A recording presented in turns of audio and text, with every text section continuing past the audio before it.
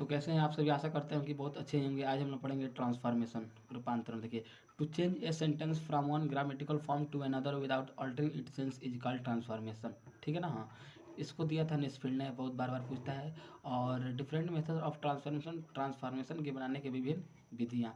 पहला है sentence containing with adverb too, जो एडवर्ब टू के साथ सेंटेंस जुड़ा हो। दूसरा interchange of assertive and interrogative sentence. आइए दोनों को फाइनल करते हैं। पहला है sentence containing the adverb too. ठीक है ना? देखिए, इसमें ज़्यादा कुछ नहीं है, बहुत ही आसान है। ठीक है ना? हाँ,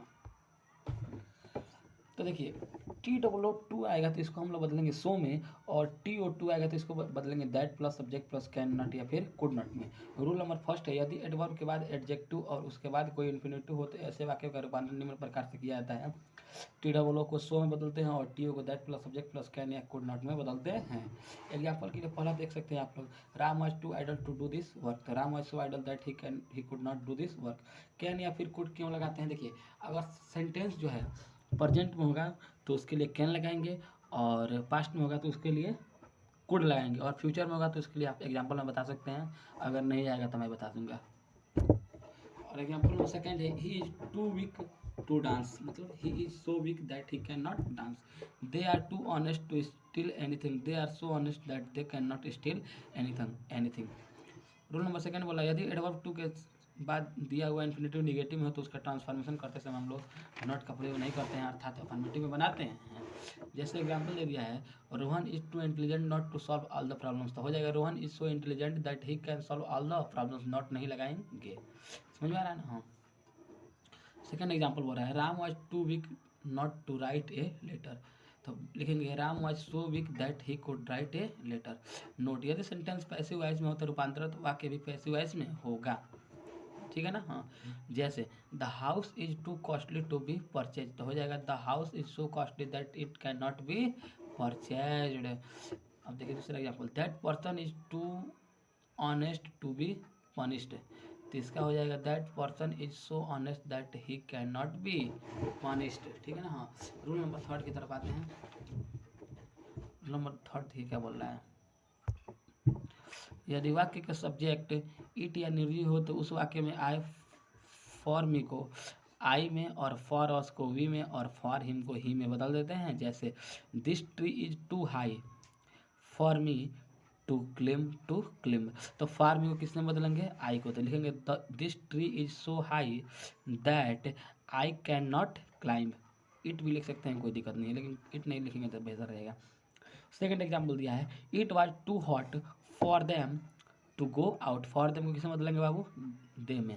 तो होगा this tree is so high, sorry, it was so hot that they could not go out. ठीक है ना? हाँ। रूल नंबर 4 कर रहा है, कभी कभी किसी वाक्य में फॉर प्लस नाउन तो आता है परंतु उसके बाद इन्फिनेटिव नहीं आता है। इस स्थिति में हम सेंस के अनुसार वाक्य को रूपांतरित करते हैं। ठीक है ना? जैसे एग्जांपल दिया, his sorrow is too deep for tears. तो इसको हम लोग बदलेंगे कि his sorrow is so deep, उसका जो सारो है इतना गहरा है कि that he can not express it in tears, इसको आंसू में नहीं व्यतीत कर सकता है। He is too sad for words, वह इतना दुखी है कि उसके लिए शब्द नहीं है। तो हो जाएगा he is so sad that he could not express it in words. ठीक है ना? रूल नंबर 5 की तरफ हम लोग आते हैं।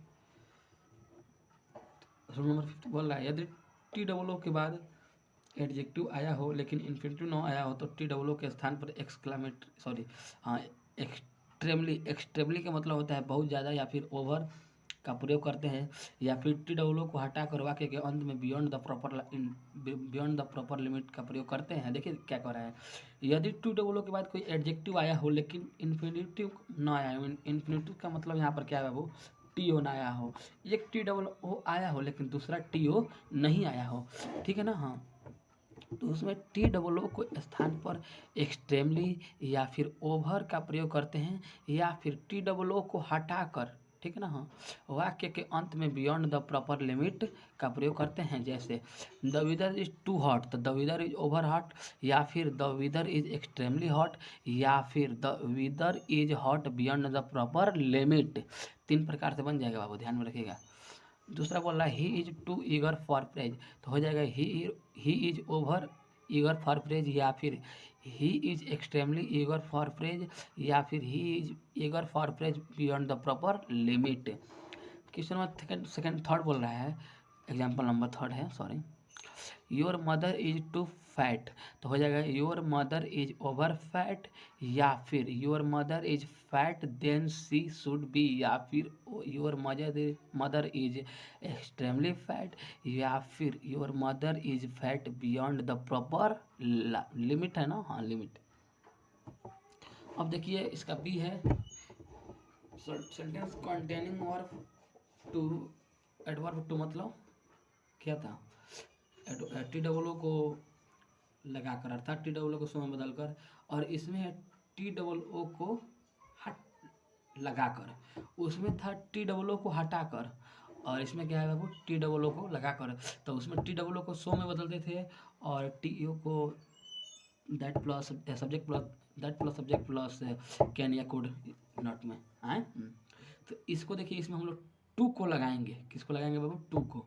इसमें सो दिया रहेगा, देखिए ही is so tired that he can not walk, तो सो की जगह पर हम टी डबल ओ लगा देंगे, और दैट ही कैन नॉट की जगह पर टू लगा देंगे, ठीक है ना। हाँ, तो he is so tired that he can not walk का हो जाएगा he is too try to walk. Complex, complex simple में है, यह है, देखिए क्या है, it is so cold that one can not go out, तो हो जाएगा it is too cold to go out. Easy है ना, हाँ बहुत ईजी है, एक बार आप लोग लिखिएगा और लिखकर आप लोग प्रैक्टिस कीजिएगा, ज़्यादा भारी नहीं है, बहुत ईजी है, आप लोग देख सकते हैं। चलिए तब तक के लिए इतना ही, आज हम लोग का ये समाप्त होता है।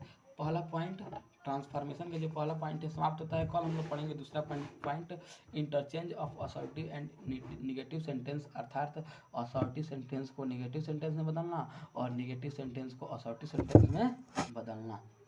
चलिए तब तक के लिए चलते हैं, जय हिंद जय भारत, मिलेंगे अगले वीडियो के साथ।